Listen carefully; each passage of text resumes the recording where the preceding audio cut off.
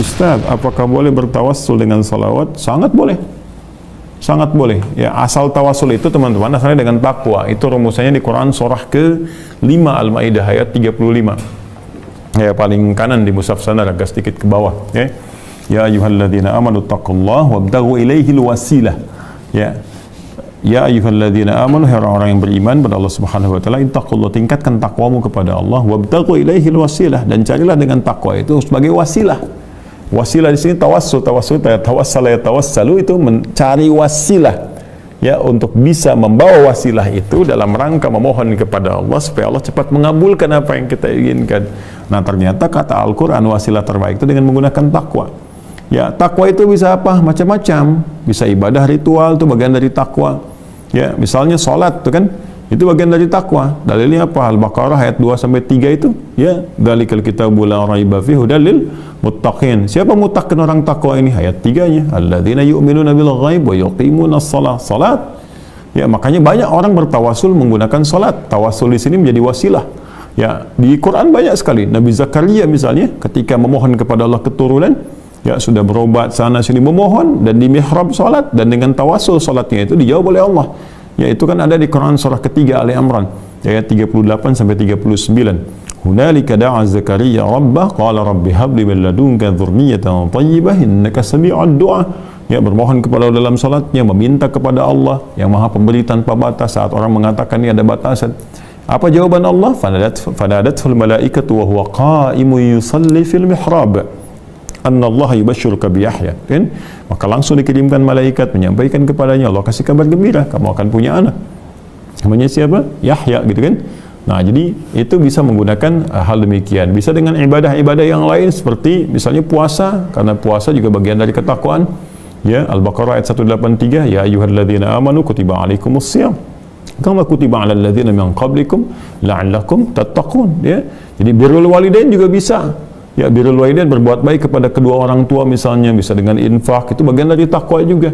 Ya, bisa dengan amal-amal soleh. Jadi takwa itu wujudnya amal soleh yang dikerjakan dengan iman. Jadi ketika pekerjaan dilakukan dengan iman kepada Allah, maka berubah pekerjaan itu menjadi amal soleh.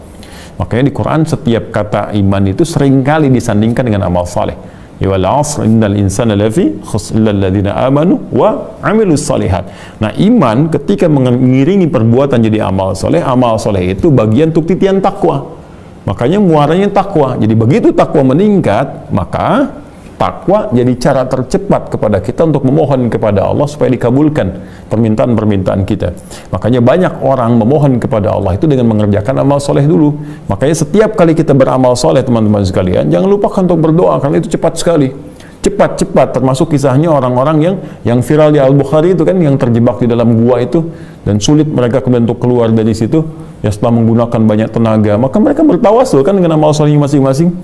Nah, di antara amal soleh itu ada yang dengan menggunakan lisan. Contohnya apa? Misalnya sholawat pada Nabi sallallahu alaihi wasallam. Hadisnya jelas. Man shalla alayya salatan wahidah sallallahu alaihi asyra salawat. Siapa yang bersolawat kepadaku, kata Nabi sallallahu alaihi wasallam, dengan 1 kali solawat, Allah akan balas dengan 10 kali. Ya, awas nih ya, awas, ada hati-hati, ada persepsi orang-orang salah yang ditebarkan oleh baik itu dari kalangan orientalis ataupun misionaris bahwa ini nabinya orang Islam masih butuh syafaat dari umatnya. Itu salah memahami. Ya, kita wajar lah karena nggak pernah belajar Islam kan, nggak pernah sholat, nggak pernah puasa, nggak pernah mengerti. Jadi kita terangkan lagi dengan cara yang benar. Sholat yang dimaksudkan di sini adalah meminta dengan sholawat itu, memohon kepada Allah dengan keutamaan nabinya supaya kita dapat kemuliaan. Ya, jadi bukan mendoakan dalam konteks mendoakan Rasulullah sudah baik, sudah terjamin dan sebagainya. Justru kita memohon kepada Allah, ya, dengan membawa nama Rasulullah SAW melalui sholawat kepadanya. Ya, maka kata Nabi SAW itu akan balik 10 kebaikan. Jadi kita bersolawat kepada Nabi SAW, meminta, hakikatnya meminta kepada Allah supaya dengan solawat itu Allah berikan kemuliaan seperti Allah berikan kemuliaan atas nama Nabi Muhammad SAW. Ya, maka dari situ datang Allah memberikan solawat, kata Nabi, 10 kebaikan kepada kita.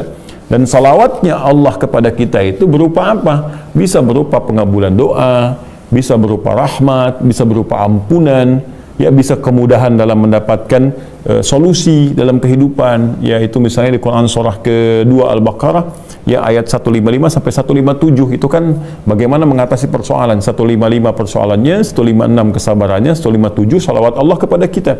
Ya, wala nabluwannakum bisyai'in minal khawfi wal ju'i wa naqsin minal amwali wal anfusi wath thamarat wa basyiris sabirin. Ya, dan setiap orang-orang yang hidup, kalian semua akan mendapatkan ujian untuk meningkatkan kualitas hidup kalian, bukan untuk menjadikan kehidupan kalian bermasalah, kata Allah.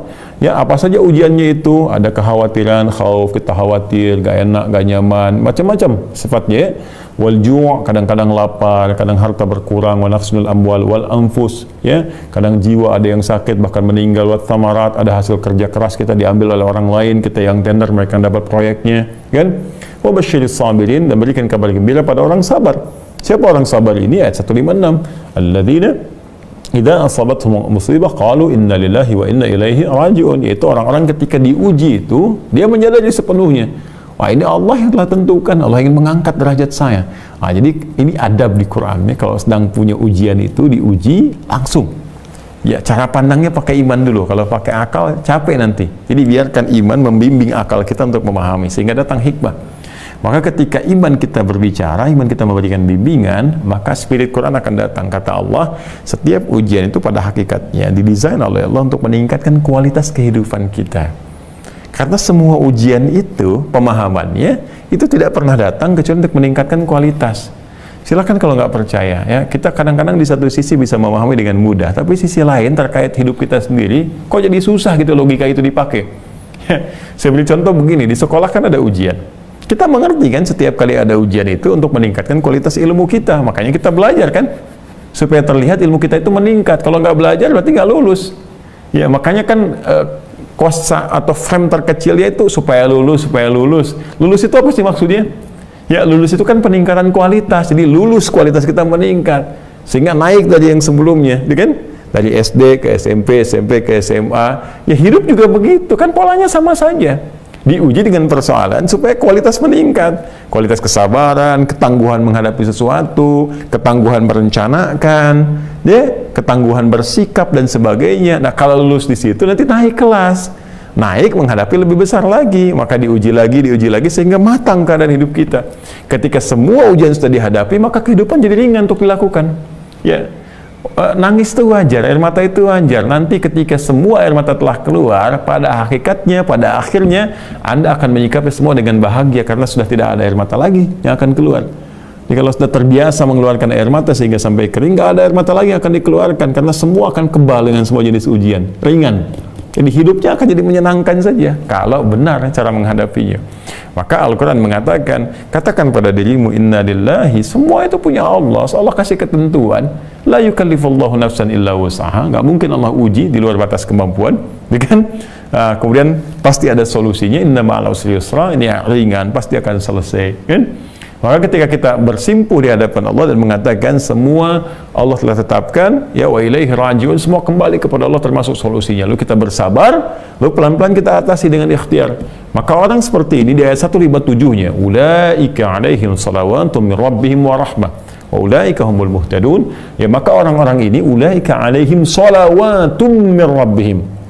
Orang-orang ini mendapat salawat dari Rabbnya, dari Allah Subhanahu wa Ta'ala. Nah, salawatnya apa yang dimaksudkan?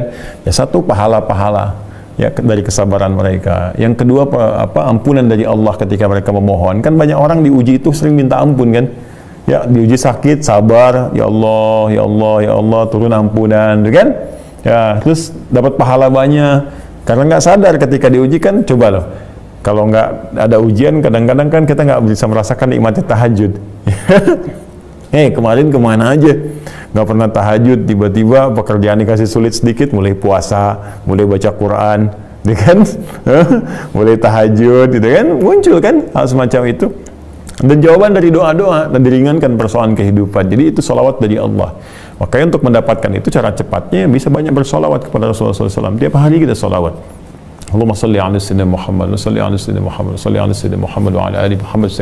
Silahkan bersalawat senyaman yang kita bisa lakukan. Maka itu diantara dalilnya. Ya, yang paling tegas kan innallaha malaikatahu yusholluna 'alan nabi ya ayyuhalladzina amanu shallu 'alaihi wa sallimu taslima. Ya, Allah saja memberikan salawat kepada Nabi sallallahu alaihi wasallam. Malaikat juga bersalawat, dan salawatnya Allah, salawat malaikat beda dengan kita ya, yang memohon kepada Allah Subhanahu wa taala seperti tadi saya sampaikan. Maka hai orang-orang beriman, perbanyak salawat kepada Nabi sallallahu alaihi wasallam.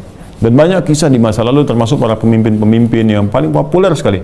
Ya, kalau kita lihat di YouTube juga klik saya kan pemimpin yang senang salawat, nanti muncul tuh. Ya, dulu di Turki gitu kan ada kan, terus yang sekarang juga pemimpin di Chechnya itu ya, senang sholawat juga tuh ya.